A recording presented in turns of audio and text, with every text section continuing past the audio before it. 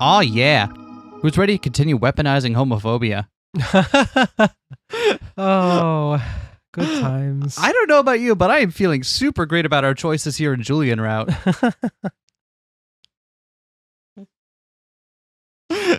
I wonder if this route is going to have themes around consent and his lack of understanding thereof and all of that. I wonder if that will be a theme. Just guessing. Yeah, I was gonna. It seems to be. If it is, though, we're doing a poor job setting the example for him. Yeah. But maybe we need to learn that lesson just as much as he does. Being a cop, vampire. Like you could tell the tone is different because this is the route where we suddenly got back in on reminding everyone, oh yeah, we're a cop. Conveniently forgetting that for most of Maddie route. Yeah. Double standards. Once I get home, I collapse on the bed with all my clothes on. I remain there a long time, not moving but awake. Morning comes, but I still don't move. Stacy comes in to check on me. I tell her I'm not feeling well. Meanwhile, the scene from last night keeps playing in my head over and over again. Julian biting Wagner, the bloody, horrible heap that Wagner became after Julian drank from him, and the incredible feeling of elation I experienced while watching it all. I curl into a ball. With the rays of sunlight hitting my face from the window, I finally fall asleep. Sometime later, Stacy knocks again. She comes in before I can say anything. Erica, how are you feeling? Not well. Not well. Sorry, wrong Erica. You sounded like a detective for a moment there. No, more like a rat. I'm sorry, you should keep resting. But, I thought you should know. A letter came for you. I stiffen. For some reason, I found it under the doormat instead of the mailbox. So, it seems unlikely it's August this time because he hasn't made a point of, hanging around us. Yeah. Plus, did we talk to him? No. We haven't even told him. We haven't even told him. I'll just leave it here for you. And Maddie barely gives us the time of day now. She sets it on my dresser next to my bed and pauses. Would you like me to make you some coffee? No, thank you. I don't want any coffee. Wow, you must really be sick. Looking rather troubled, she turns and walks out. I, of course, have real coffee right here, so I'm all good. Delicious, real, caffeinated coffee. Just keep it in your happy places, okay? I remain lying there a long time before I finally tear the letter open. I read it. And once I'm finished, I'm not sure whether I want to laugh or cry at the ridiculousness of it all. Well, that settles it then. I rip the letter up, throw it aside, and settle back in under the covers. Sometime later, another knock pulls me out of sleep. I open my eyes and wait for them to adjust. They don't because the room is dark. A faint orange glow from the window tells me that it's sunset. Stacy, I just need to keep sleeping. Could you please just... Erica, it's Julian. My heart freezes in my chest. Visions from last night replay in my head, and I see Julian bashing Wagner's head against the wall as if it's happening again right in front of me. I remember wishing I had Julian's strength, throwing Wagner around like a rag doll. Erica, I know you're awake. Just let me in. Well, he's already in the house. Not sure how long it takes me, but finally I get up and shuffle to the door, and I open it. I wait for him to enter and close the door behind him, but I avoid his gaze all the while. You're wasting your time. The partnership is over. I'm finished. You're what? You heard me. I'm done. I get back on the bed. See, like that's what she should have done the moment things started going south, but she started trying to play with fire there. Yep. Like she was like, "Oh, but wait, it's okay if I have him use his non-consensual, brainwashing abilities for what I want to do." But now she's lost any semblance of the high ground at this point. Are you sick? Stacy told me you've been in bed all day. Yes, I've been in bed all day, but I'm not sick. I'm just... I sense him moving around the room, inspecting my things. His movements are quiet and fluid, like a shadow on the edge of my vision. What's this? He finds the torn letter on the floor and examines the pieces. You got another letter from the BRS. Yes, but it's total bullshit. We can forget the whole thing. The mission's over now. He's silent a long time. Eventually I hear his breathing, pinched but heavy. When I finally dare to look at his eyes, they're blazing red. What the fuck is wrong with you? I realized this was all a stupid idea. I never should have partnered with you. I never should have gone after the BRS. This isn't you. What is that supposed to mean? Of course it's me. I'm the sheriff. I'm Sherika. I should have just stuck to my job description. I can't go against the towers. I can't partner with a vampire. So we'll forget this whole stupid mission. And tomorrow, I'll go back to work. Back to work. You'd rather discipline a drunkard or work on a fake theft complaint than go after the Bataille Repatriation Society. We haven't seen what was written on the letter yet either. Sure haven't. She ripped it up, but Julian seems to have at least gotten the idea. I don't know if... Sorry. He seems to at least got the idea of what the letter is, maybe not what it said. Mm-hmm. But I wonder what it said to make her react that way. Is there a word for reverse dramatic irony where the characters know about the thing but we don't? Oh, because isn't dramatic irony the opposite, when we know the thing and the character doesn't? yeah, dramatic irony is when we all know something the character doesn't.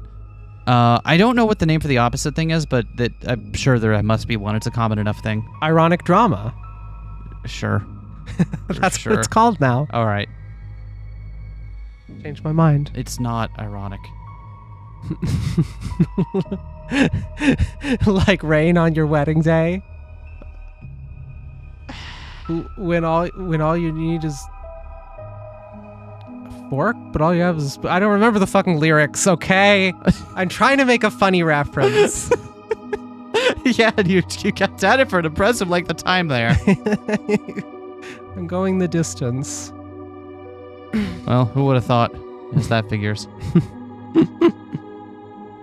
You gonna read your line, or am I just gonna sit here and just try to... That's not work. That's denial. That's accepting this shitty world for what it is and not trying to change it. It's my job, and it's my best hope for helping this town. So you can take that damn letter and stick it somewhere the sun doesn't shine. I lean back in bed, but he remains crouched over the letter. On the edge of my vision, I see him putting the pieces back together. Finally, he reconstructs the letter enough to read it. Dear Cadet, you have done well to choose a partner. We are pleased by your decision, but now you must both prove yourselves worthy. Your next task is to bury 2 locks of hair, one from each cadet, at the base of each tower. Take care not to get too close, of course. Of course, we already know how to get close to the towers, but... After you bury the hair, you must each offer a prayer. You can pray to whatever power you believe in. What the This definitely reeks like Charlotte fucking with them. But, so here's something interestingly different. All of the previous ones were like, hey, I'm going to have you do a mission that causes havoc for fun. Mm-hmm. And this doesn't. It's a weird fucking thing, but it doesn't cause any havoc, and it doesn't put them in danger. It puts them in danger. Because they don't, at this point, I don't think they know how to approach the towers. Julian doesn't. Erica doesn't. I guess, but it also does specify take care not to get too close. So it's not even like trying to bait them to get blown up. It's like, what's the difference here with this one? All of the others seemed very much like, oh hey, we've got you and your partner. How can we force you to do awful things and fuck up the whole situation? Then we get here and it's like, oh, get a lock of hair and then say a prayer. Yeah, it's fucking weird. I don't know. Maybe it's because Charlotte knows Julian is in on it now and doesn't. Yeah, has to backpedal quickly because it's like, oh, I don't want to get my brother killed. I've gotta de-escalate. Yeah. Just send them on a wild goose chase about something instead of forcing them into a dangerous situation. Right. Give them something they won't do. If you have faith in nothing, you must find something. For example, you could pray to the force that lifted the towers on the day of the contingency. Once you have completed this ritual for every tower in Bataille, we will contact you again. Now here's the thing that's weird about that, is the towers we know are unique. right? It's I don't know why that feels important, but it feels like you're making an offering to each tower in particular, rather than making them one to all of them in general. And that seems important for some reason I can't fully articulate. Yep. Sincerely, the Bataille Repatriation Society. A long silence hangs in the air between us. See? I told you it was bullshit. The task is, yes, it's ridiculous, but we can do it, and then we'll be one step closer to catching the BRS.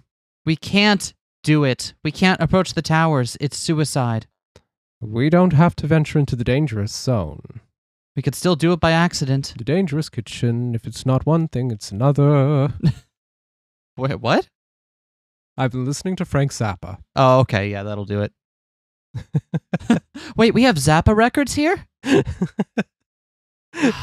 Finally, it's time to shake my booty.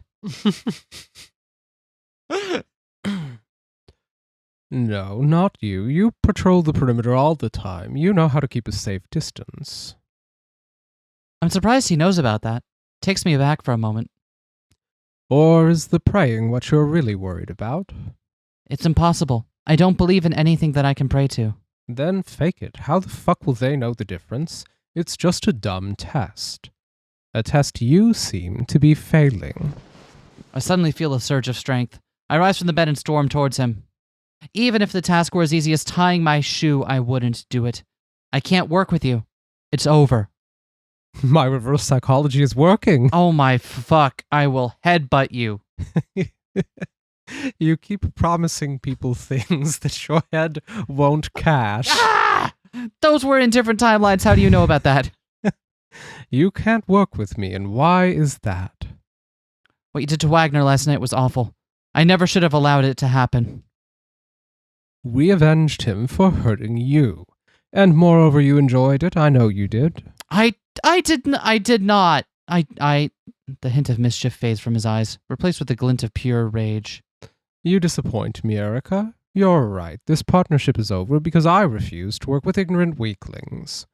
I thought you were different. I thought you would see this job through, no matter the risk, no matter the odds. I admired your determination. I liked your stubbornness and courage, but now I see that you are just another coward. You tried to mess with my head. How can I ever work with someone who can do that to me? I might have strengthened your emotions as one blows on an ember to coax out the flame. I didn't make something that wasn't already there. And in any case I failed. I failed worse than I've ever failed before. You managed to resist me entirely. You have the sharpest mind and the strongest willpower of any human I've ever known. Do you know how incredible that is? And yet you waste it. You cower in constant fear of the towers. And now you refuse to wield the power I offer you. Stay here and wallow in self-pity if you must, but I won't help you do it. I hear the door slam before I see him leave. I crawl back into bed and prepare to have a good cry. But I don't cry. I hear his words in my head echoing over and over again. I admired your determination. Determination. I liked your stubbornness and courage. Courage. But now I see that you are just another coward. Coward.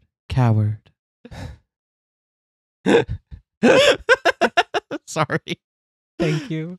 Thank you for the expert Foley work. Oh, you're welcome.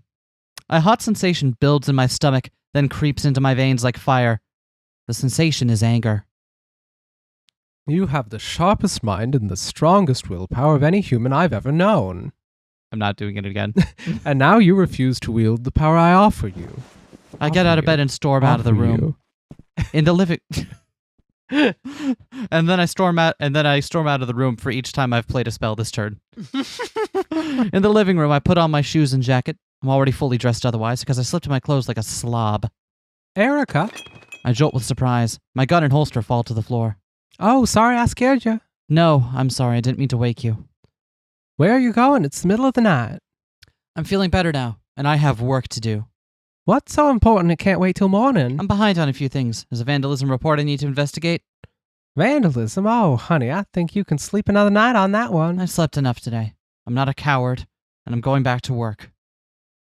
I lean down to get my gun from the floor, but a knot of pain twists in my stomach. I groan and clutch my side.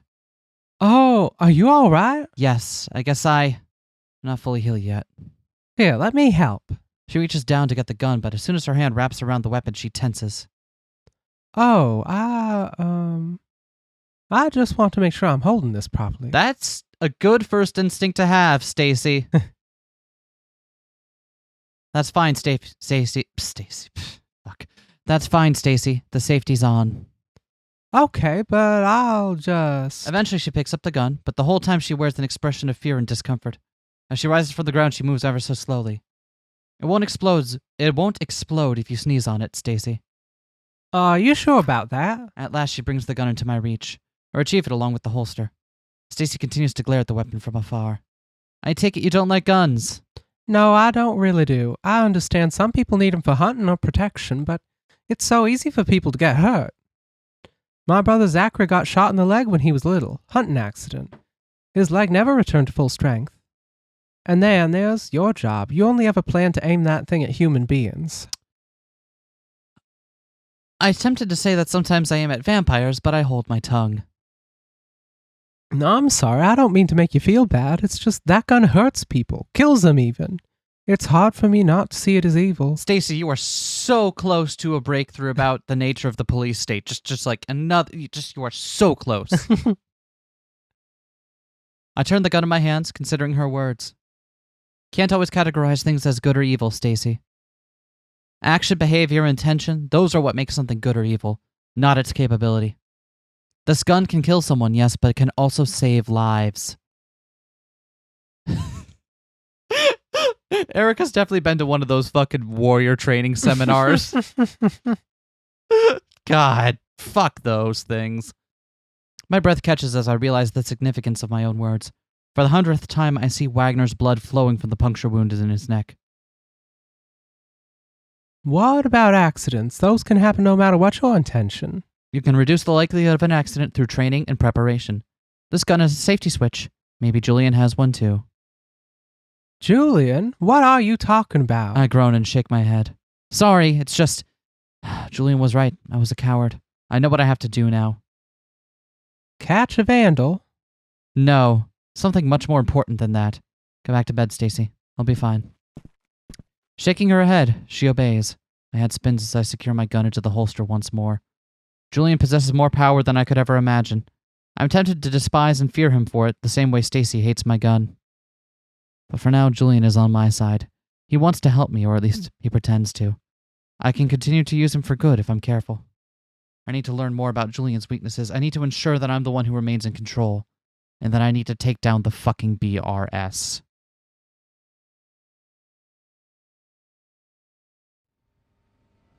We're finally going to catch Randall the Vandal.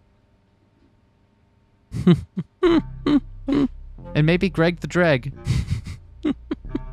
Oh, Destiny 1 era memes. Good shit. Good shit. Good shit. Liam, you're off to the left again. The precinct, I find Liam writing on paper with crayons in his cell. Liam? He jumps up with astonishing speed. Oh, Erica. You scared me. What? Oh, Sherika, you scared me. What? You... scary? Scarica. Scarica. Scarica, that's right! Oh my gosh, thank you so much. I can't believe I missed that. I'm so sorry I'm like this. You seem to be feeling better. Well, I always feel my best at night. Something wrong? You were gone all day. Now it's really late. I wasn't feeling well, but I'm fine now, and I'm ready to work. Want to ask about the crayons? Yeah. What are you doing with crayons? Oh, writing and sketching some ideas. Nothing important, really. How'd you get them? Oh, August came by and asked if he could bring anything to me to stave off my boredom. Says he knows what it's like to be stuck in here. That's weird. He probably came by looking for Erica. Yeah. But also, like... Why would he do shit for Liam? He hates Liam and all the other routes. Because it's... why not? Okay. Because so's Discord. Okay. I could see him going that far, right? And you asked for crayons? Actually, I asked for pen and paper, but Maddie wouldn't allow that. Said I could use a pen as a weapon, or maybe a lockpick. She's right, though. Yeah, well, we settled on crayons. It's something I could have. Not tell you any of this? I flushed with embarrassment. Come to think of it, no one bothered to tell me anything while I was gone. No one but Julian. Suppose they didn't consider it important enough. Anyway, I have some questions for you. I want you to tell me about Julian's weaknesses. Tell me anything and everything that comes to mind. Oh, and also, we know what Liam's working on, right? The thingy. The thing to make going to the towers doable. Yeah. He leans against the bars and examines me closely. I don't like the sound of that. You're not going to challenge him or something, are you? Because you wouldn't win. Don't be so sure about that, but no, I'm not going to challenge him. I just want to keep him in check. In most vampire stories, the vampires have weaknesses. Garlic, holy water, crucifixes. I already told you, those don't affect us. Surely there must be something. You can't just be invincible.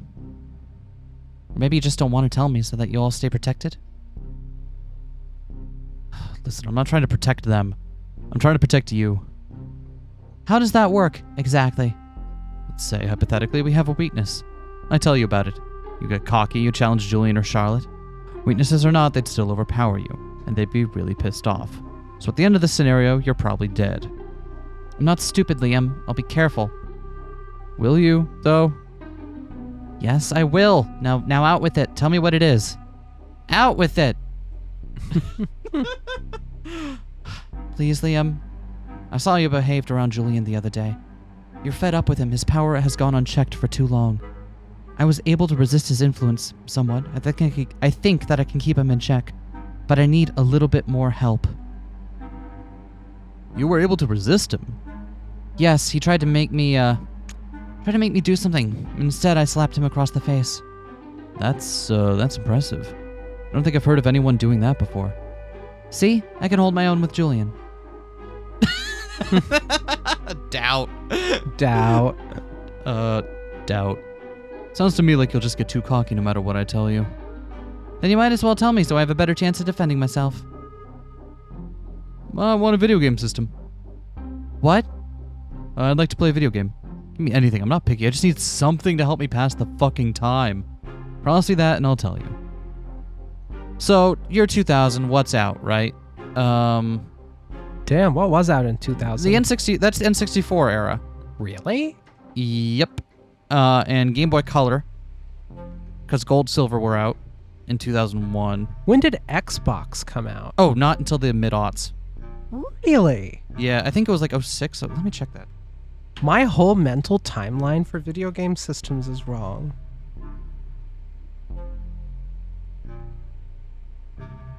Oh, the first Xbox wasn't until 20... That can't be that's right. Not, that's the wrong Xbox one. That's the One. Xbox One. The original Xbox was 2001. Okay, I was a little... So just probably like just after the time period of this game is when the first Xbox is out. Okay. Damn. So this is this like late N64 games? Yes, yeah, because the GameCube will be coming out in 2002? Okay. GameCube will be coming out very soon. What are the good late periods N64 games? Or like more likely than not, people still would actually maybe have like a SNES or something in this area too, because you still see that those get a lot of play through the end of the 90s. When I was growing up, Really? yeah, when I was still a kid, I would sometimes go over to people's houses and they would still have like the Super NES would be the console they had. Huh. Yeah. Sometimes a PlayStation 2. Well, that's a little bit later as well. What I'm imagining he's gonna get is a Game Boy. A Game Boy Pocket. Further point of discussion. Who do you think Liam mains in Original Smash, which is out by this time? Oh, an Original Smash. Isn't it? I believe so. An Original Smash? Yeah. Hear me out. Yoshi. Okay. I'll believe it. You're just gonna... Alright, no backing. I'll see what I can do. He hesitates, looking very dissatisfied, but one video game, I promise. Now tell me. Instead, she gets him like computer game. I've got a PC 98 here. And you're just gonna love these I love these little girls. They're so nice. And Look at them. They're just like shooting little happy bullets at you. Oh my god! How does one do anything about this? Liam! Silver hurts us a bit. How much is a bit? We can touch it, but I've never really liked to. Sort of makes my fingers tingle, but if we're cut with a silver knife, it takes a long time to heal. How long? I guess it takes as long as it would for a normal human to heal. Maybe a little faster than humans, but still it really sucks. Mortality is a bitch. Hey, I'm trying to help here. Yes, that was very helpful. Thank you. So a bullet might actually inflict a mortal wound? I doubt it, but I honestly don't know. How can you not know? Not exactly something we go around testing, and I hope we don't test it too much either. I'll do my best, but I will find a way to get silver. Next time Julian tries to take the upper hand, I will be prepared. I go to my desk and document my thoughts on the Bataille Repatriation Society thus far. So I also take a look at Maddie's recent reports. I must fall asleep at my desk because I wake up to Maddie's hands nudging my face against the computer. Hello, Sheriff Wright. Are you okay? I look around groggily and try to remember what's going on. Maddie, I'm fine. I haven't changed clothing in like 3 days, but I'm fine. Must have fallen asleep. No shit. She looks at the arrangement of random silver items on my desk. You starting some sort of collection? Oh, yes, actually, I'm looking for silver. Any silver items you find, I'd like to have them, please. What for? Hey, is this for fighting vampires or something? Like in Batman and Dracula? That's your point of reference? That's your point of reference for vampires in fiction? It's not yours? I don't want to betray Liam's trust by divulging his secret, but I don't want to antagonize Maddie any more than I already have either.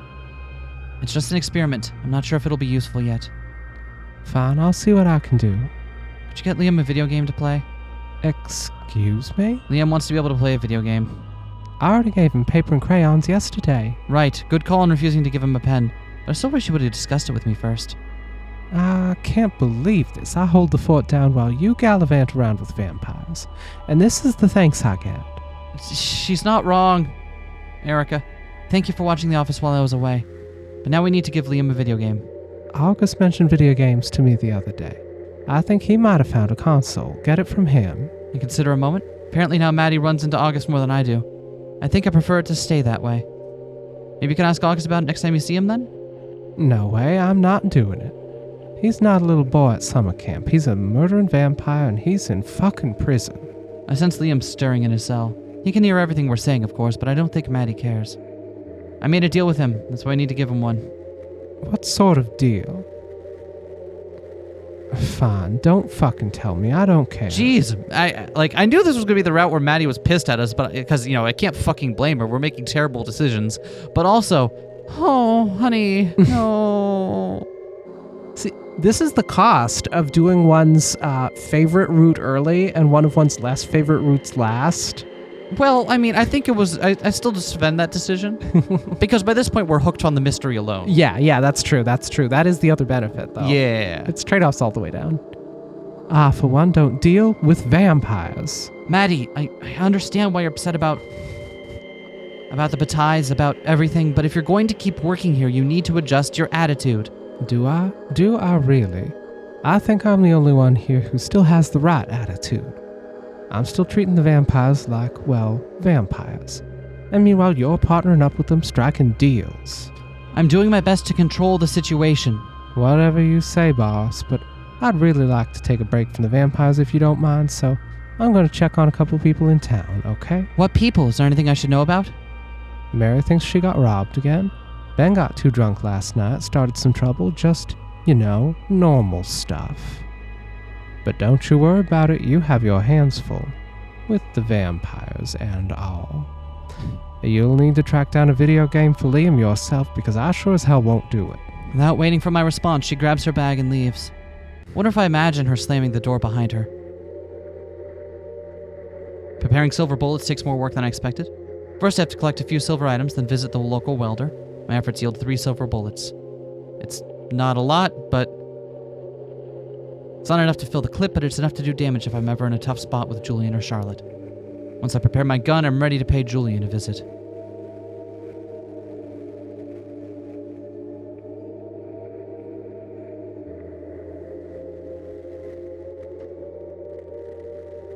Maybe put those in, maybe like keep your main gun loaded, right, and put those in like your Derringer.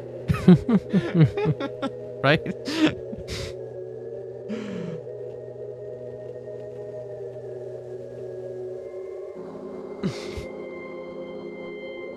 I'm imagining forgetting it and just like wasting the silver bullets on something else. Oh god. And then being like, oh damn. Shit. Oh shit. Oh, Oh fuck. gee. Oh, damn it. No. Oh. Those were expensive. That was my spleen. On my way to the Bataille mansion, I remembered to check Bell Street, where Wagner said he dropped off the letter. Bell Street is very close to the Bataille mansion. I can't help but wonder if that's more than coincidence. I see a few large rocks along the road, but one of them catches my attention. It's just large enough to draw the eye, but small enough to move around with 2 hands. Upon further investigation, I see that the dirt is churned around it, as if the rock has recently been moved back and forth. It seems likely that this is where Wagner placed the letter for the BRS. I don't see anything else helpful at first. I walk around the area a while, scanning the dirt and grass for anything that might prove useful. A gleam catches my eye. I lean down and find an earring in the grass. It is set with a small ruby. Not many people in Bataille could afford something like this, but on its own, it doesn't mean much. I cast a glance at the Bataille mansion before tucking the earring in my pocket. Tuck and roll!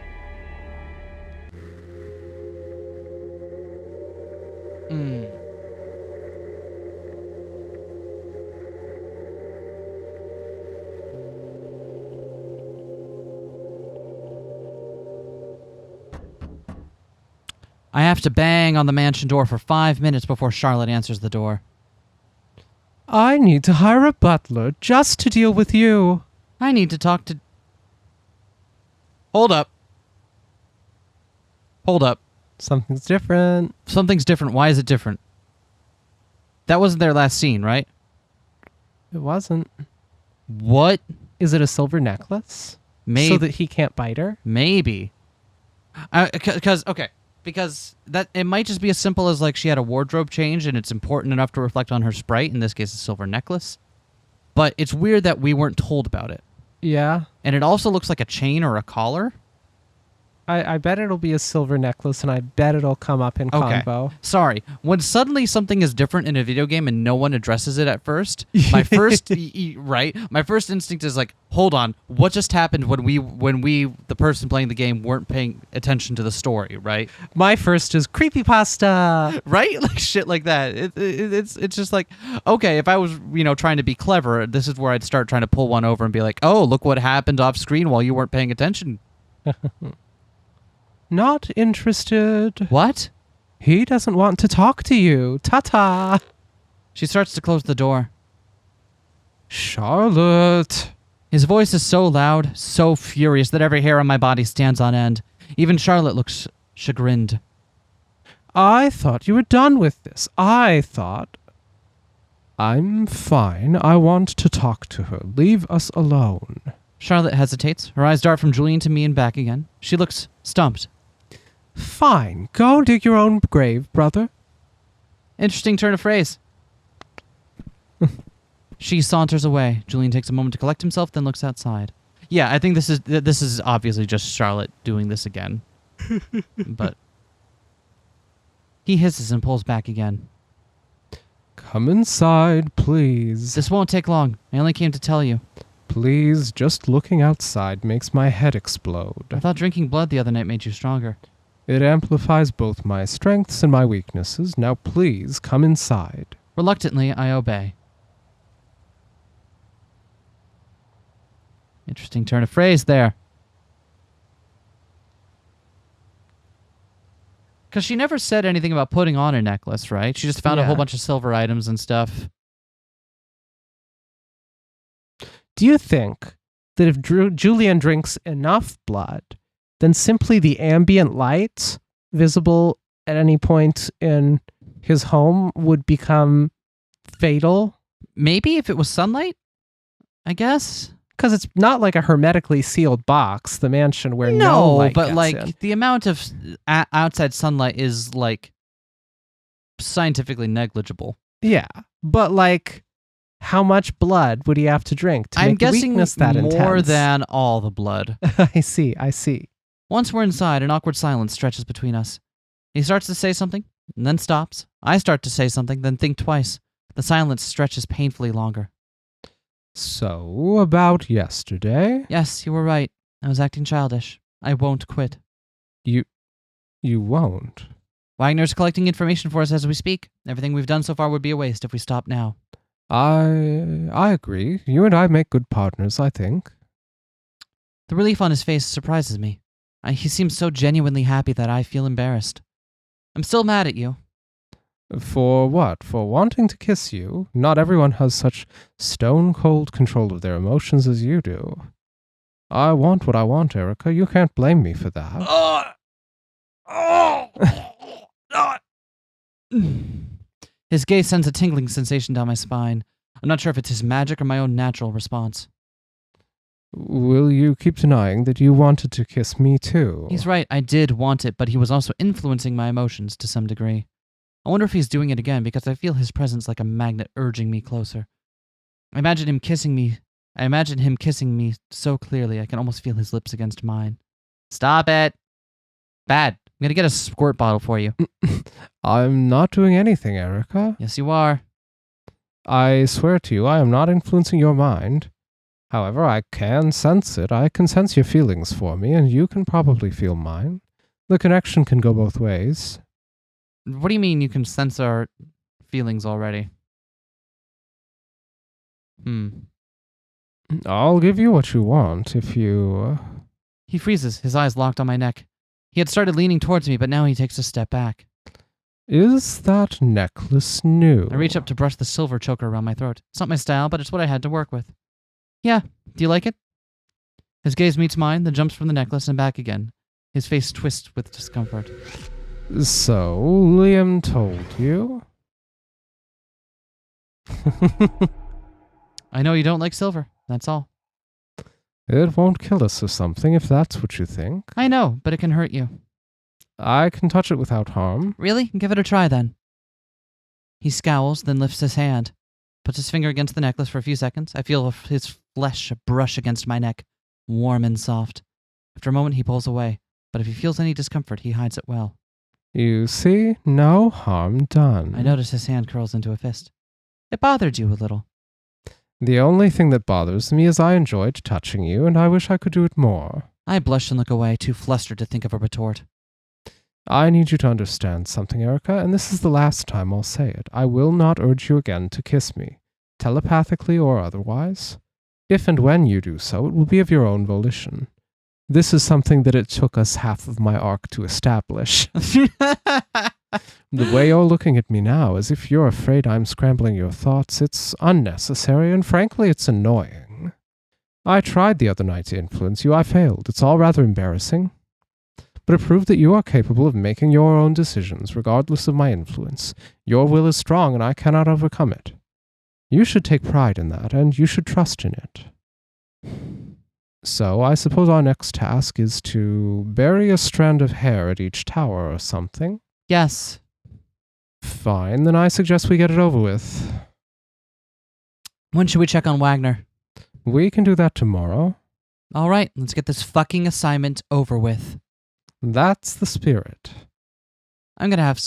They're gonna be bald. That's 36 locks of hair. Haircut art. If we don't haircut CG. If we don't have haircut CGs or like haircut, portraits, I'm gonna say this game isn't realistic. I also and I'm distressed to realize this. Julian almost falls into my favorite character archetype. Yeah? Yeah. Which is too much hair, not enough caffeine. His hair is very bushy. He's got a lot more of it than you'd expect, right? And he definitely doesn't have enough caffeine because he just drinks blood. Right? Because he looks fucking tired and pissed off and exhausted all the time. The only thing that's missing, he not girl. Do you think when vampires need to wake up in the morning that they drink a barista? No, probably not. I don't know. I feel like every single vampire thing I've seen has made that joke at some point. Like an angel, they have a coffee machine and they'll mix some blood into it. Right? It's yeah. I just like the idea of, got to make my run to Starbucks. Grab a Chomp. barista. That's not what... Please stop doing that to Denise. Mr. Bataille, come on. I made you a macchiato. And what was that? The joke was also in Shantae, except that was with zombies needing coffee instead of brains. Whatever. As we approach the first tower, my heart beats furiously against my ribs and my muscles stiffen like ropes pulled into knots. Julian walks past me. I grab his arm and yank him back. Watch it! Can we not get any closer? Not unless you want to lose your head. Oh. You don't believe me? I've gotten closer to the towers than this before, and I still have my head. It's because the range of each tower is slightly different. Something I've noticed on my patrols. I point to a headless body several yards away. Despite the unsettling nature of its presence, it's easy to mistake for a lump of rocks and dirt. Sometimes the bodies are further away, sometimes they're closer.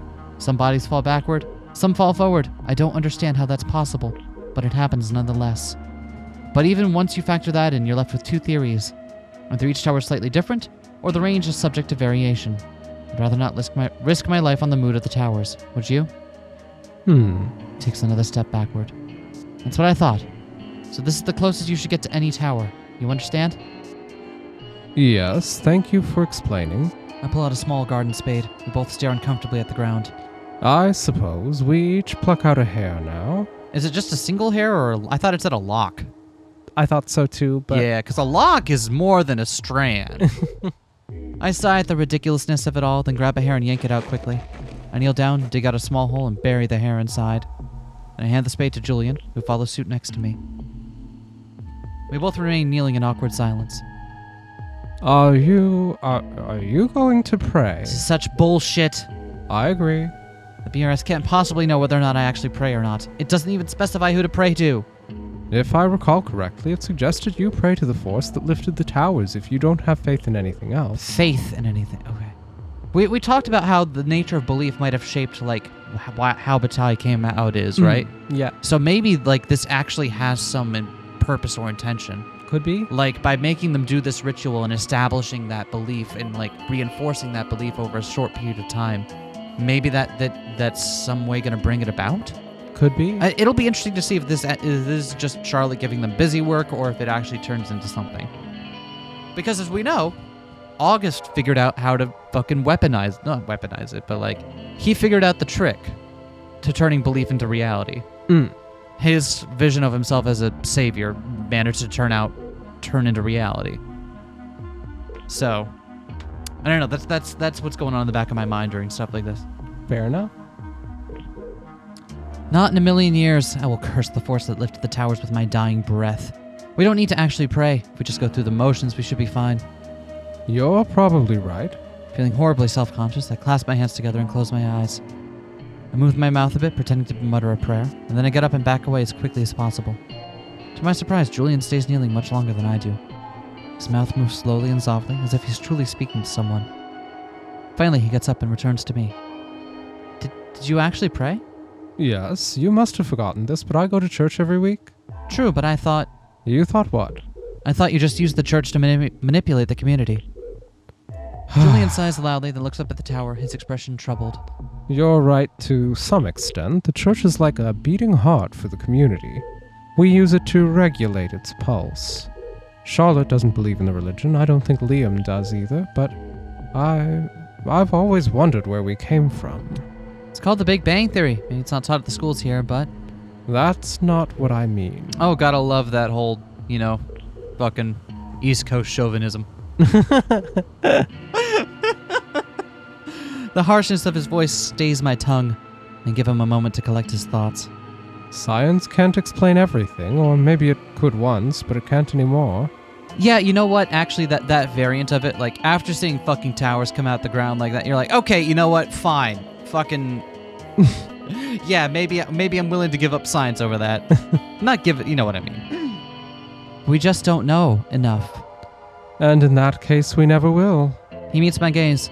Goosebumps prickle up and down my arms. Science can't explain the contingency, it can't explain the towers, and it can't explain... us. You mean vampires? Do you ever feel like there are two versions of your life? One that existed before the contingency and a new one that exists now. Hey! You mean the contingency split your life in two? Before and after? No, I mean, as if it made a new copy of your life. A second version, altered and warped and not the same as the first. Oh my, is he worried he's his own... They're on Twin Earth! Holy shit, we cracked the code. We cracked the code! The towers take you to Twin Earth. And maybe that's Julian Prime. I really don't know what you mean. Fine, forget I said anything. He seems irritable now. He kicks the loosened dirt with his boot. Let's go to the next tower.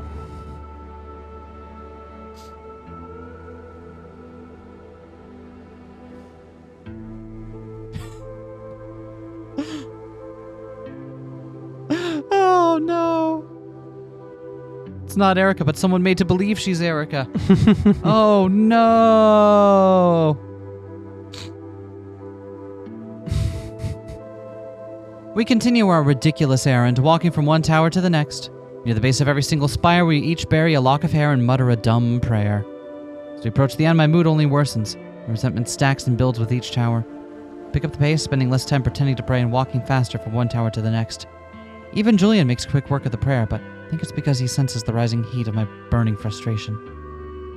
At the last tower, my patience runs out. So I kneel on the ground and start to mouth nonsense. The nonsense grows louder and forms into words. Fuck you, towers.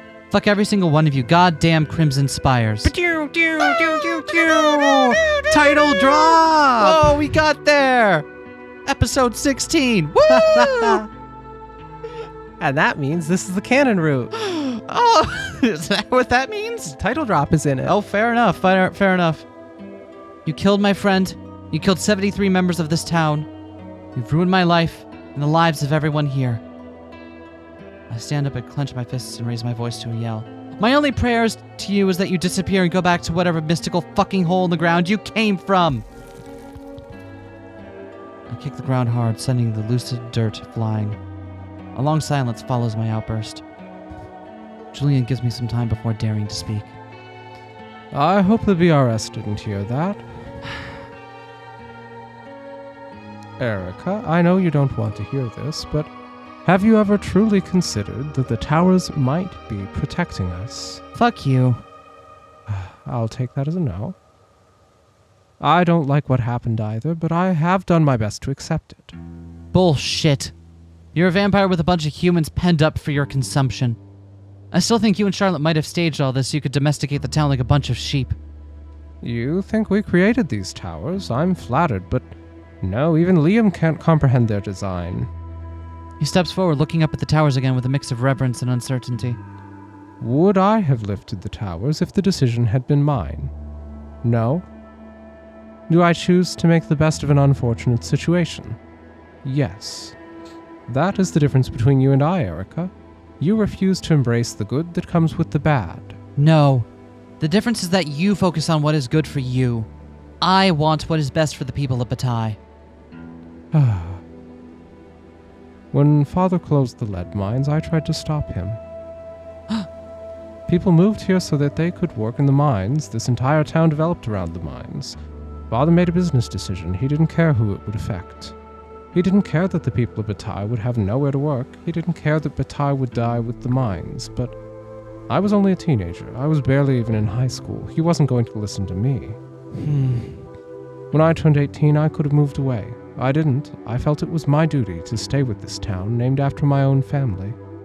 I became more involved with the church, aiming to inspire hope in people. I gave funds to the local markets, tried to keep them afloat, but as people moved out and the dollar store moved in, there just weren't enough customers. You might think me selfish, you might be right, but never accuse me of not caring for this town. This town is my responsibility, and I will always try to do what's best for it.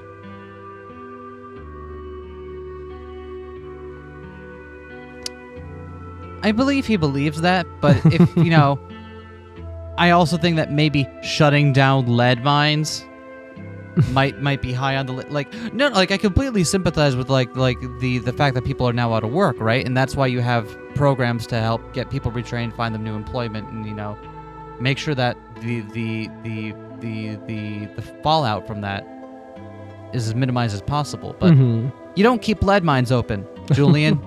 You don't keep open lead mines. It's lead. I don't know why the towers rose, but I know that the whole world changed on the day of the contingency. I could feel it. I don't know what's beyond the towers, but I know that it's dangerous, and I choose to believe that those towers protect us. Good for you. Erica? I'm tired, Julian. We just finished this ridiculous task, and I'm gonna go home now. Tomorrow evening, we'll need to check in with Wagner. Tomorrow, then. Remember belatedly that I still need to talk to August about a video game system. Should have some time now to fulfill my promise to Liam. This is Sheriff Wright. Erica, we need you at the precinct right now. I realized that she didn't call me in Sheriff like usual. I consider making a point of it, but she sounds very stressed, so I let it go. I'll come straight over. What's the situation? Steve and Caleb broke into the precinct and harassed Liam. Things got ugly, and, well, let's just say that Liam showed them his teeth in a very literal sense of the word. Shit. I'm on my way. Ruh-roh. Ruh-roh.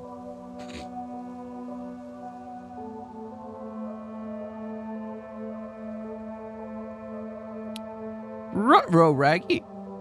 Ruh-roh, Raggy. I can't. How the fuck do you find a Scoob voice? Ruh-roh. Ruh-roh, Raggy.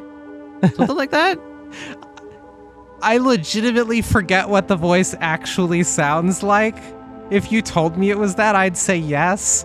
But is that the moon in the sky? You see what I'm looking at there? That's no moon. It looks so strange, but I couldn't place what it is.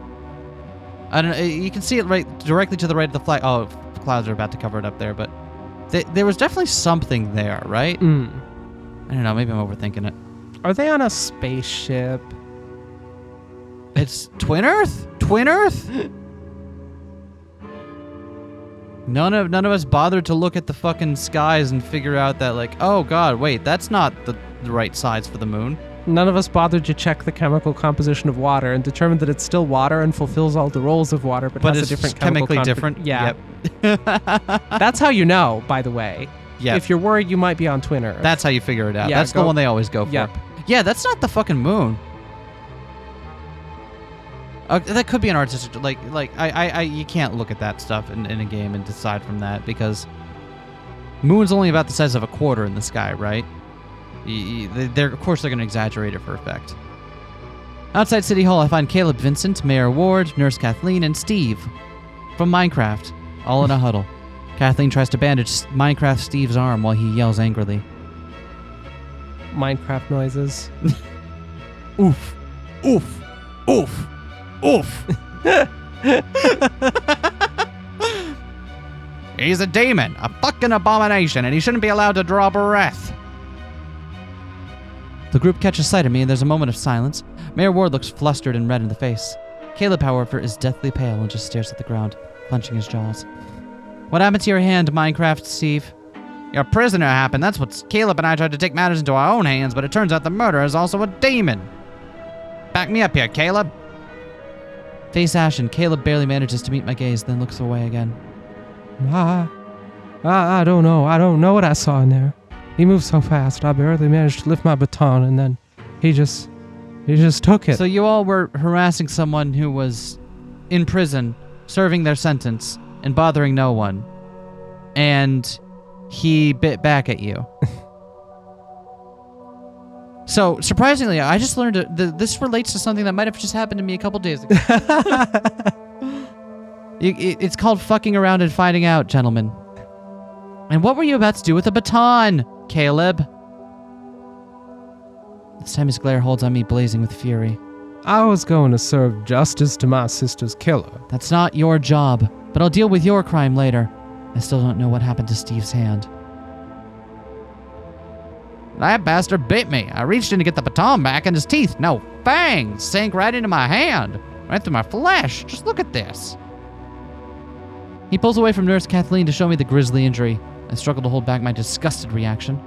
Part of Steve's hand looks like someone chewed on some steak and spat it back out. Please let me keep working on it, Steve. If we don't close it up soon, you could lose your thumb. Steve complies, but the grim anger on his face suggests that even his thumb is not as important as making Liam pay. Let's not get carried away, please. Caleb, I understand you hate Liam like a bull's matador, but you can't just go around acting like you wear the sheriff's star around here. And the sheriff sure doesn't look like she's in a hurry to punish murders. Let's look at the heartbreaker. The serial killer now walks around town like he's one of us. Please keep still, Steve. Liam isn't just an ordinary murderer. What I saw in there, that speed, those teeth, he's not human.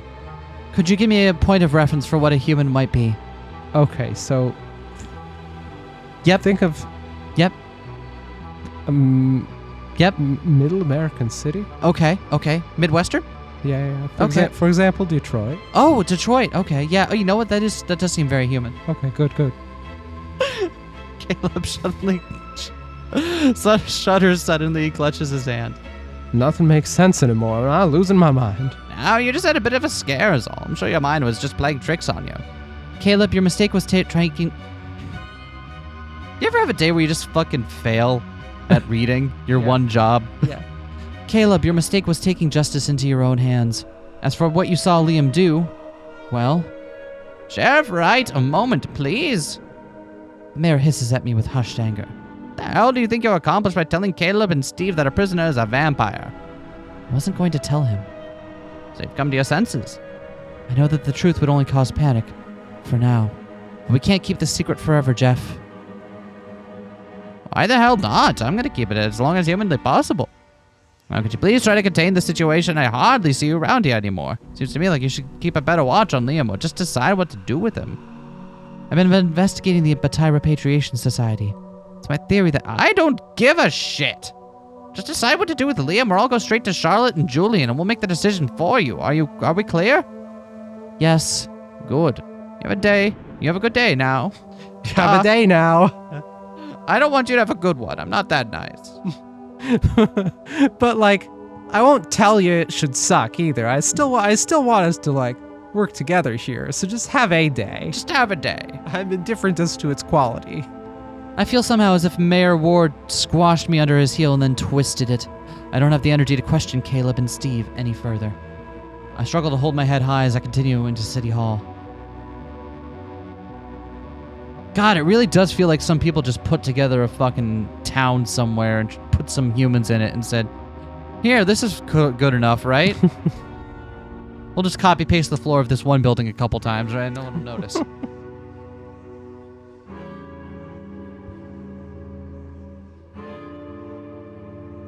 Anyway, I'm gonna go out and get lit. Mayor weekend. It's every weekend, it turns out. Oh, you're finally here. Both Maddie and Liam look even more defeated than I feel, slumped in their respective corners and brooding. Maddie, where were you when this happened? I told you I've been investigating Mary's thief. Mary is paranoid and good at losing things. I know, but I think she actually did get robbed this time. Can't just leave the precinct unguarded. Erica? Here, I'm lobbing meatballs at you. You did it when August was here, didn't you? I locked the place up. So did I. I'm sorry, this isn't your fault. Sure as hell isn't. I feel the accusation in her glare like a finger prodding my skull. It's an impossible situation. The town needs to see Liam punished, but the Batailles won't let that happen. In any case, he's a vampire. We should tell the people what he is. Then we should all decide as a community. That's very reasonable. Yeah, I have a feeling like in another lifetime that worked pretty well. Yeah, maybe. Thought that was the solution at first too, but now I think Julian was right. Exposing Liam completely would lead to utter chaos. So you're taking Julian's advice now? He's a powerful man, Maddie. We can't afford to make him our enemy. So I'm trying to use his power for good. I don't want to hear about it. I don't want anything to do with him ever again. Reasonable. I don't think there's anything else to say to Maddie right now, so I make my way to Liam's cell. Liam? Are you okay? Did they hurt you? Talk to me, Liam. I Can't take much more of this, Erica. Then maybe you shouldn't have murdered someone. I told you I did that to save your life. Now it's your turn to save mine. You're still alive. It looks like you're unharmed. Maybe not physically, but I'm going crazy in here, and those people made me taste blood again. They made me taste blood! He grabs the bars, and I notice he moves even faster than usual. His eyes blaze with uncanny brightness as he stares at me. Groans and looks away again. Let me go, or kill me. Just don't keep me locked in here much longer. I am begging you. I'll do what I can, but I can't just release you without a plan. Can I get you anything else in the meantime? Still haven't gotten me a video game system. Right. I'm sorry, I'll go get that for you as soon as possible. Stay strong, Liam. At least you're still alive. Unlike Princent. Man, Erica, you were just the worst. God, I hate Erica on this route. She's just so bad at, like... Look in a mirror, girl. Oh, no, we got low battery. Will we make it? Probably. There's only half an hour left, and we just got the warning now. Erica's been drinking up her worsen the situation juice. Yeah, I can feel everything getting worse and worse the more of it I drink. Law hurting juice.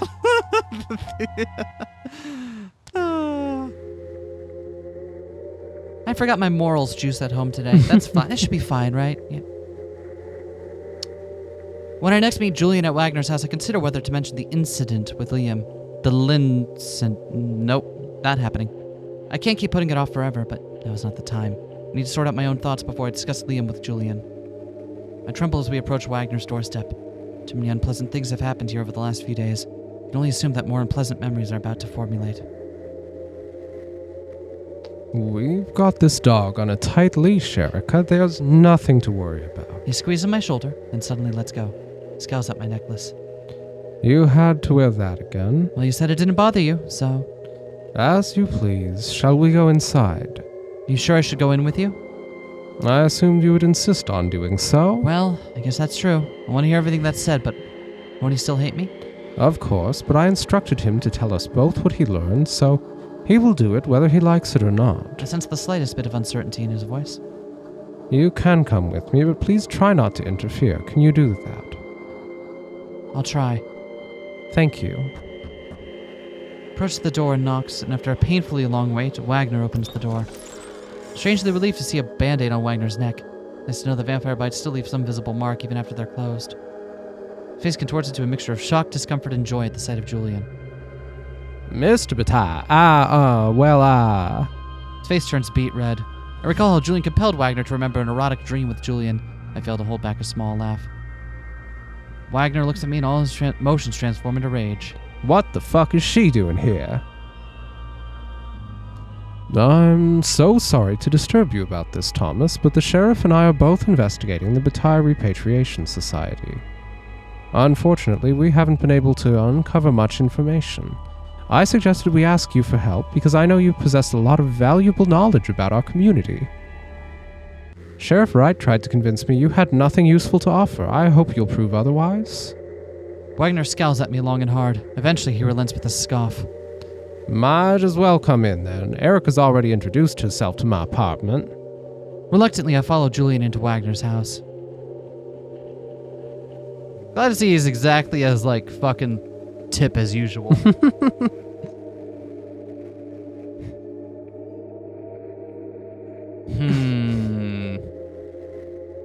Who here hasn't broken into my apartment these days? Most people. Actually, I can say that with confidence. I have a tally.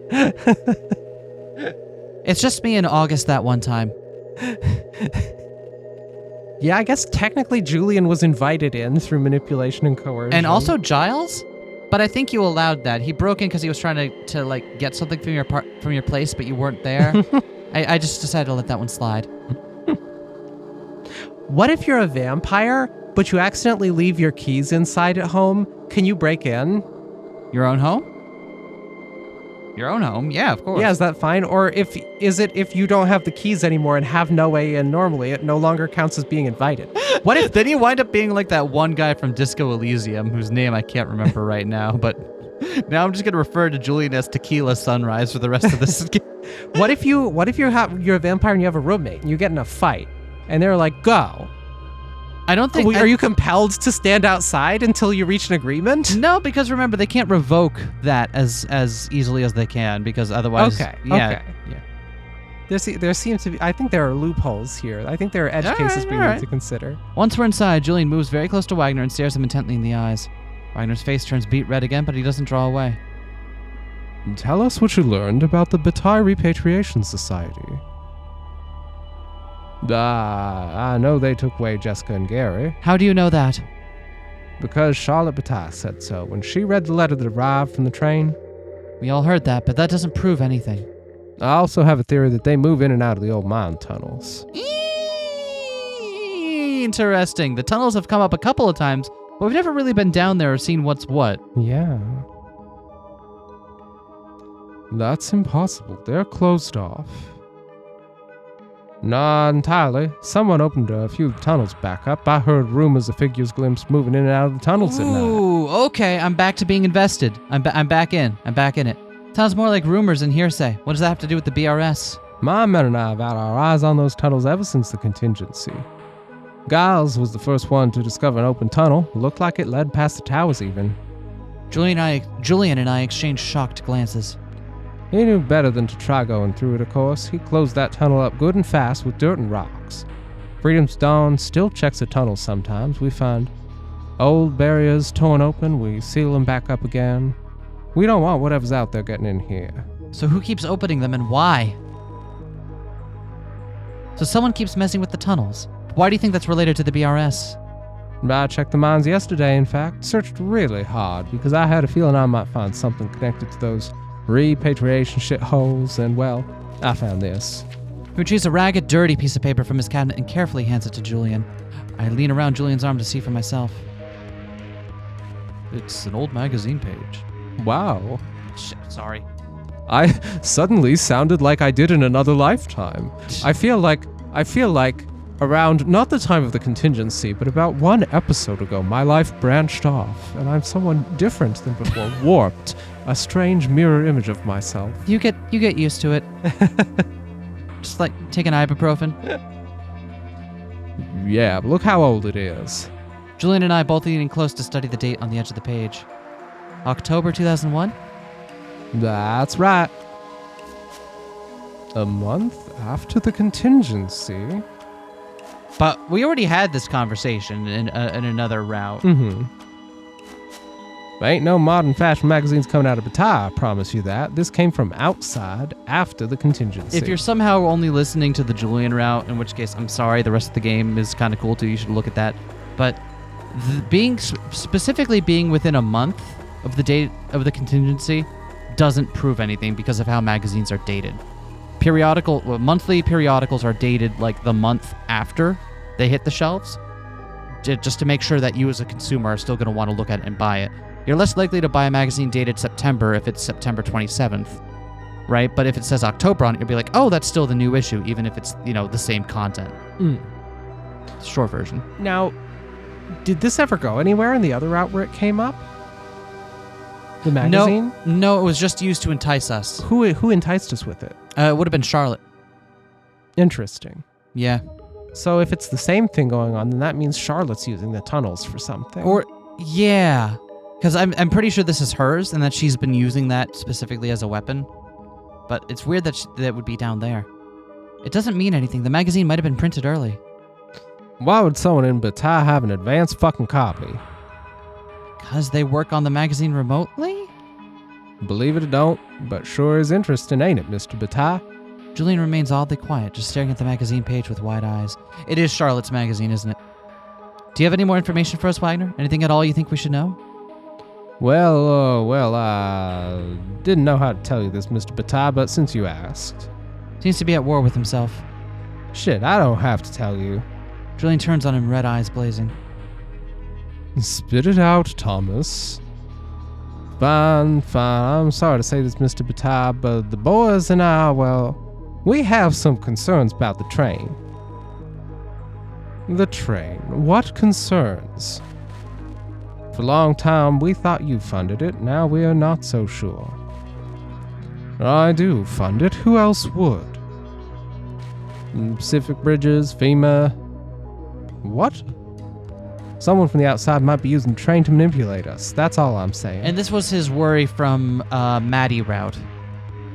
Which seemed to be somewhat accurate. Or, yeah, given what the BRS, the actual BRS, said in response to the train returned with supplies. You're speaking nonsense.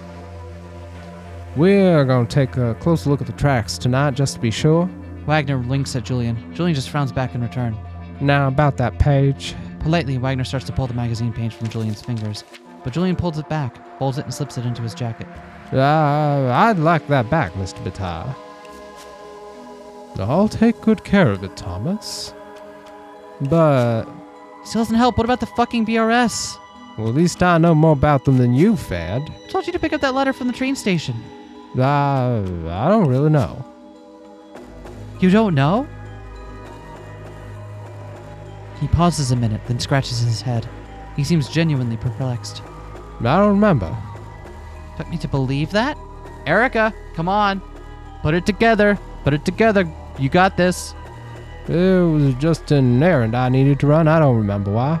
Poor Tip. Keeps getting... Everyone in town, every vampire in town needs something done. Oh, hey, it's Tip. It's Tip. Buddy, get on over here. Chomp. You don't remember. I think we've heard enough. Thank you, Thomas. Let's go, Erica. Without waiting for me, Julian turns and strides out. When I realize that I'll soon be left in the house alone with Wagner, I hastily follow Julian out. I'm glad Julian cut it off early, because we know that if Erica presses about these things enough, the things will start to be clearer that they don't fit together, and it'll start to, let people get through the glamour, and that's exactly what we don't want to do on the guy we just glamored. Don't make him question it. Don't make him question anything. Right? Yeah, exactly. God.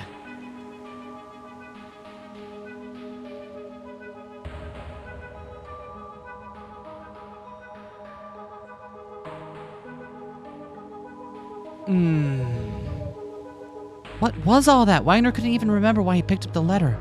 That sounds almost like a vampire charm.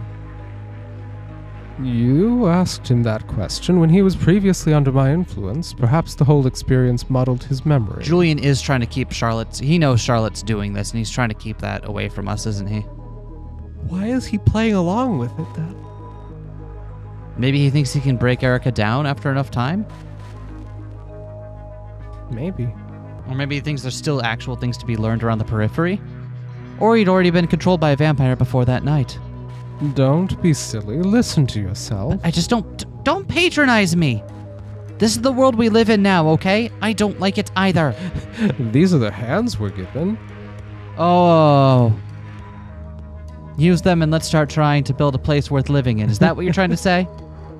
Excellent, Erica. You really do seem to have an invisible touch. Tonight, Julian. Tonight.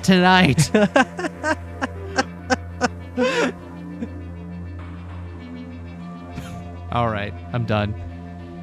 It seems clear to me that the BRS got Wagner to move the letter somehow, but he has no meaningful connection to their organization. Do you think he was right about the mines? Have you heard of tunnels being opened? I knew nothing about that, but you can be certain I'll look into it. In the magazine page?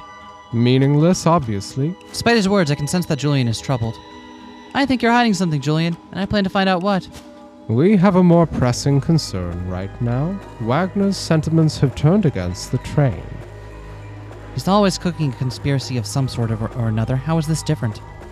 Freedom's Dawn plans to look at the tracks tonight. If they damage those tracks in any way, our ability to acquire outside food and resources ends forever.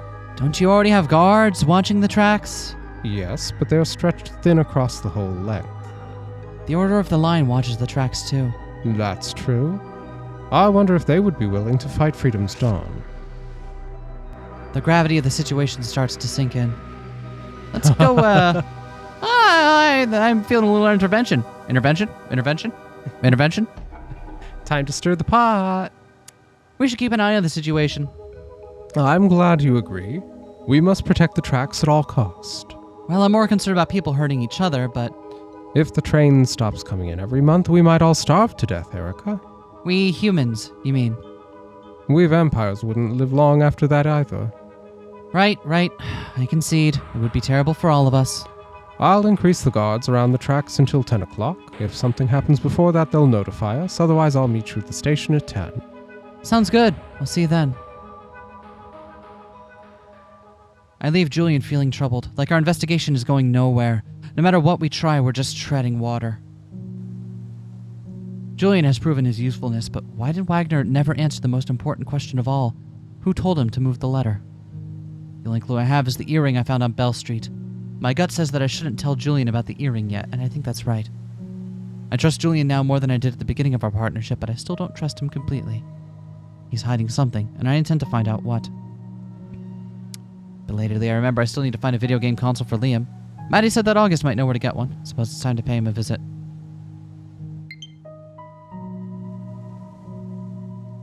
Erica, come look at this Nintendo 67. I must have missed Nintendo's number 3 through 66. The good old N69. Everyone's favorite video game console. Nice. Nice. Nice.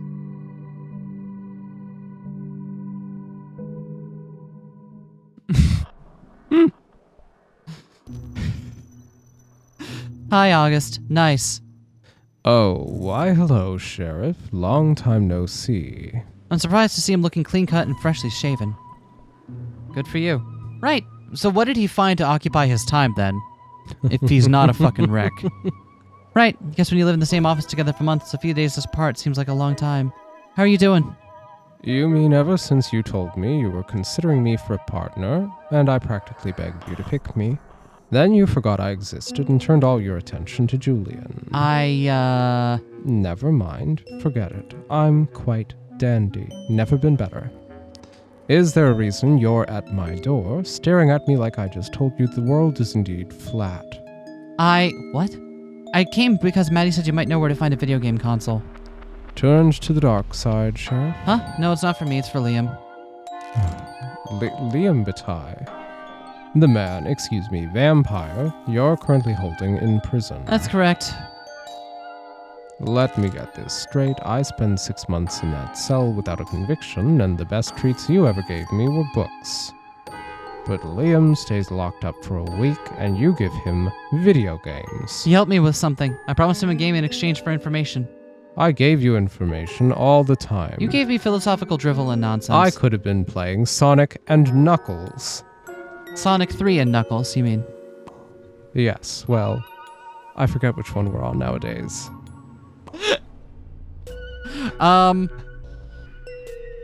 Adventure? Right? You know what?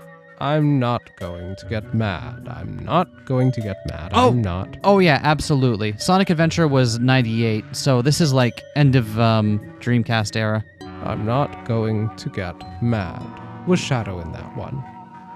In Sonic Adventure? No. Shadow first showed up in Sonic Adventure 2. You want the N64, you can have the N64.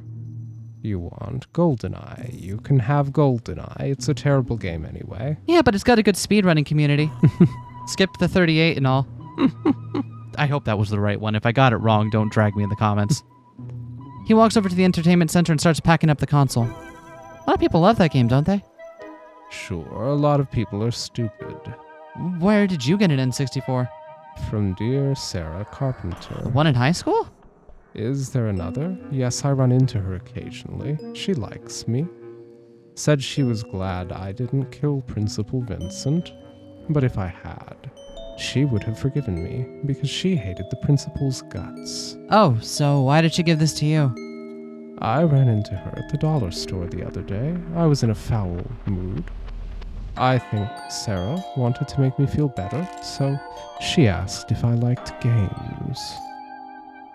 She said, "Would you like to play a game?" Oh, like a jigsaw. Yeah, yes. I said, sure, why not? Besides, she has a PS2. Says this was collecting dust in her room. He drops all the equipment in a bag and hands it over. Oh, she's got a PS2. But you mean we could be playing Nocturne this whole time? One more god rejected. Right? You're with me on this. Yeah? Featuring Dante? when did the Maniacs version come out? I don't know. I don't remember. There, a gift for poor Liam. I take the bag, but it feels strangely heavy, like a piece of August's angst just hidden at the bottom. Game cheer you up? For a little while, then I got so angry with the level, I almost smashed it to pieces. But I didn't, because it was a gift from Sarah. Now I'm giving it to you and Liam, paying it forward like a useful member of society. He glances at a clock. Are we done here? Well, I guess so. Do you have somewhere to be? Why, yes, if you must know. I have a very hot date. With who? Erica, your interest in my personal life is sweet. To a point. Then it's annoying. I should know her name in case she turns up dead later and goes missing. I highly doubt that. My date is Charlotte Bataille. Yeah, that checks out. That checks out. Honestly, I hoped you would ask me about my date, just so I could see that look on your face. Do you mean that whole digression about keeping your private life private was just... Okay, all right. She's a vampire. I'm aware, not my first pick, but I admit it makes things interesting. Besides, aren't you dating a vampire? We're not dating. We're working together on a case. Right, well, I recommend having sex if the chance arises. Great for morale. Oh, and tell him I'm seeing Charlotte, won't you? Thanks so much. Ta-ta. I'm trying to work out the web of over the timelines who winds up fucking who, and it's... it's pretty damn well netted. Which is upsetting. It's kind of upsetting. Just like that, he ushers me out and shuts the door in my face. Takes me some time to recover from my shock. I don't think August is quite as happy as he's pretending to be, but he certainly enjoyed toying with me, as always. August doesn't really have anything to do. He's busy off fucking Charlotte or whatever. Getting that vussy, if you will.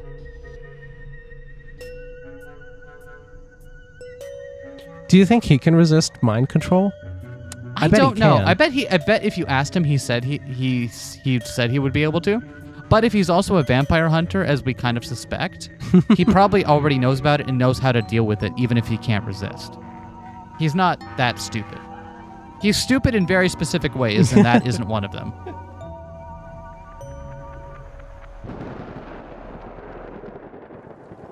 As night approaches, I head to the train station to meet Julien. This time, Julian arrives early for our rendezvous. Wait, we find a hiding spot in the trees near the train platform. Rendezvous, then I'm through with you. Nice. Eve 6, that's out by now, isn't it? I don't know when that comes out. You lost me. Wait, although, interesting... You're putting my tender heart in a blender. Interesting that the N64 and PS2 did not fall to the brandisms, whatever. Yeah. Maybe because they were still entirely within Bataille and GoldenEye. Those are all like recognizable branded things. Mm-hmm. Unlike some of the food that keeps coming in. We wait a long time for the signs of activity. At first, Julian stays very still, his attention focused entirely on the station. But eventually, even he starts to fidget. I suppose this is what you would call a steakhouse? Yes, but usually one gets to do it from the comfort of a room, or car at least. Wouldn't the steak get everywhere? How did you stave off boredom, other than the steak? I rarely succeeded, but I had a few little games I would play in my head. They were all silly. I'd like to hear them in case they help. Sometimes I would try to make up a rhyming poem to describe everything I saw in front of me. The challenge was making everything rhyme. The exercise also helped me remember all the details of the scene later. That's really practical, actually. Yeah, that's the kind of thing you would come up with, Erica. I'm sorry, I'm not a fan of poems. Anything else? I would create an alphabetical list of all the items in front of me. Sometimes I had to get creative to think of certain letters. None of these mental games sound very exciting. They're all designed to help me, keep track of the stuff in front of me and keep me focused on looking at what's in front of me so I don't miss anything on the stakeout that I am doing. Erica's stakeout. Sorry, I'm just making things worse. Honestly, I've never had to stake out such a boring location before. You consider the train station boring. That's not what I mean. I mean, there's just so little activity. So few objects in view. I'm accustomed to lots of buildings, crowds, traffic. Ah, I see. I suppose you're not the type who would have ever chosen the rural life voluntarily? Not in 100 years. I'm sorry. You're saying that a lot tonight. There's a simplicity to rural life that I appreciate. Everything's simple when you're rich, I'm sure. That isn't true. Oh, people. Did you hear that? What? How do you not hear that? Shh.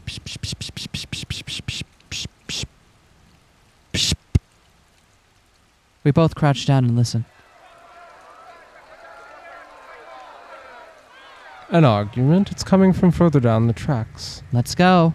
We move carefully through the brush, following the echoes of angry voices.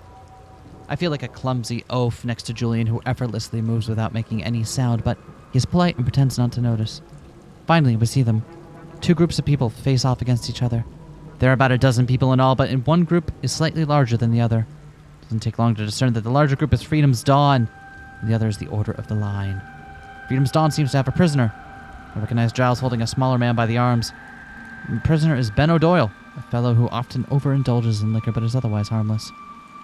Wagner's bouncing a pole in his hands while facing off against the Order of the Line's leader, Colleen. Which one of us was Colleen? I don't even remember. I do not remember. Bataille doesn't have enough livestock or grains to keep ourselves fed. If we didn't get these supplies... Save your breath, cultist. We ain't gonna stop the train yet. You're right. We need it. For now. That's what needs to change. We need to stop being dependent on something we can't control. Till that happens, it controls us. That's not a bad line of thought, actually. How is it controlling us? By keeping us dependent, they could hold us hostage with those train supplies whenever they damn please. You sycophants protect this machine like a vital organ, so I'm here to ask you, will you please stop? Ben continues to struggle in Giles' grip while Colleen watches anxiously. No one owns the train. It possesses a power and purpose beyond the scope of this town. And we just wanna... I asked you a question. We must protect the train to ensure that nothing... Wrong answer, lady. Wagner suddenly lifts his stick and strikes Ben in the gut with it. Colleen yelps with horror. Giles chuckles cruelly while Ben sags in his grip. I start to move, but Julian clutches my shoulder and tugs me back. His face remains expressionless. Let's see if they can sort this out between themselves first. Like hell. I rip free of Julian, but I crouch back down. I hate to admit that he has a point. If I intervene now, I might only delay the inevitable. Let's try this again. You and your loonies need to scat. If my brothers and I catch you haunting the tracks or anywhere near the train again, we'll beat you away from it. We clear? I asked if we're clear. He raises the stick over Ben again. Colleen trembles, but her fists clench at her sides with hardened resolve. The train belongs to no one. It's a force larger than any of us. It's our duty and privilege to unravel the mysteries provided by... Ben cries out as Wagner's stick strikes him yet again. And then everything becomes a blur. I don't remember making a decision to move forward. I just do. And as I rush forward, so does everyone else. Colleen jumps on Wagner and grabs his stick. They wrestle for a moment, and then she lunges on him with her whole body. Meanwhile, all the remaining gang members fall on each other in a frenzy of shrieks and flailing limbs. I reach the melee quickly, but then I freeze with indecision. Should I use my gun or stay this madness, or will that only cause more panic? We're gonna fire a shot. Good old ballistic problem solving. There goes one of our silver bullets. As the explosion of sound fades, quiet settles around us. Everyone turns to look towards the source of the noise, me. This is Sheriff Wright, motherfuckers. Sorry, that wasn't appropriate. I want everyone to lay down their weapons and lift their hands into the air. What? Sorry, that wasn't appropriate. You first, Ben. I already experienced the kicks and punches of Giles' bitter violence. I feel the cold slam of a rock against my shoulder. It was only a small rock, but he flung it with the strength of his hatred, and I didn't see it coming. The impact crunches the flesh on my arm and sends my gun flying. A new chaos erupts as everyone rushes towards the firearm. Panic churns at my stomach as I watch the group's hostility rise to a new level. Their eyes reflect murder as they look upon the weapon. There's no time to weigh my options. I have to retrieve the gun before anyone else. I jump into the fray, yelling with a fury I didn't know I possessed. Blows assail me, but I ignore them. My only concern is the gun, so I huddle into the massive flailing limbs and keep reaching for it. My hands close around the weapon, but I feel someone else's fingers brush against mine. Can't find the trigger because their finger's already on it. Then I see the barrel of the gun pointed right at me. First, the pain is just an afterthought and the sorrow of defeat. And then it drowns me, making every motion misery, and I fall against the dirt. I'm faintly aware of more yelling and thudding as people exchange blows. It seems to be happening in another place, another dimension that no longer concerns me. Wetness spreads across my chest. I smell the stink of my own blood. That's when the panic strikes me with a new bolt of energy. I try to move. Every effort of my right arm is agony, but I manage to roll onto my back and look up. First, I think I'm dizzy, because a black streak seems to spin around the group in front of me, but then it pauses, followed by a chorus of screams, and I know that it's Julian. People squeal and run in terror. I don't know what he did to them, but it seems he managed to terrify them without immobilizing them. I forget his battle pose. It's so goofy. Only 2 people stay behind, Giles and Wagner. Giles lifts the gun towards Julian. Stop. That's Julian. What, did you just see that? Mr. Bataille, please excuse my friend here if we overstepped. The train is mine, Thomas. My responsibility, my jurisdiction. Yes, you overstepped. You stepped much too far. I'm sorry, but we just wanted to... If you weren't one of Charlotte's toys, I would kill you right now. Do you understand? So, he's figured that out. Okay, yeah. Yes, well, actually, no. You don't speak for me, and the next time you do will be your last. Now, go. I don't, go away. Wagner trips over his own feet in his haste to obey. Then he recovers and runs away faster than anyone else yet. Julian turns slowly towards Giles, who still holds the gun with a trembling hand. Don't come any closer. I saw what you did. Demon, you're a demon. Wagner might be fooled, but I... My foot sweeps under Giles' leg and sends him toppling. I hear the gun fall, but no body. I expected Giles to land on the ground next to me, but I look up to see that Julian has caught him. Julian holds Giles in a fatal embrace, his fangs deep in Giles' neck. Giles' body goes limp and his eyes close with surrender. Julian! I groan with pain as I rise to a seated position. The right side of my torso burns with agony, but I try to hold Julian's gaze.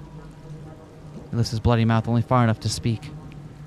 I try to avoid killing Erica, but for this man, I would make an exception. He has hurt you more than once. The decision is yours. So interestingly here, looking at the guide, Julian likes it no matter what we pick as long as it's us picking. Letting him decide is the only wrong option. Yep. I don't see any reason for him to die. Yep. Because again, the first time, it wasn't his space we were violating, but he was working for the right party at that time. Spare him.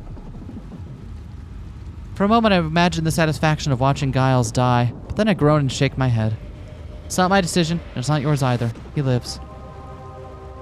Julian stares at me a moment, expressionless. Then he resumes drinking, but softer this time. I look away, doubting my decision as I listen to Julian finish his work. I know he must be closing up the wound. Then Giles falls to the earth. But when I look at him, his chest rises and falls as if in a deep slumber. Alone now with Julian, my exhaustion overcomes me. I feel Julian picking me up, and I let a shadow embrace me as he carries me from the nightmare. Well, that's fun. Good times. Good times here in Bataille, Missouri. I hope that vampires can fix bullet holes in other people. That would be helpful if they could do that. Because we seem to have acquired one. But there's no way to know whether or not that'll work until... Next time. Next time. Next time? Next time. Next time? Next time. Next time.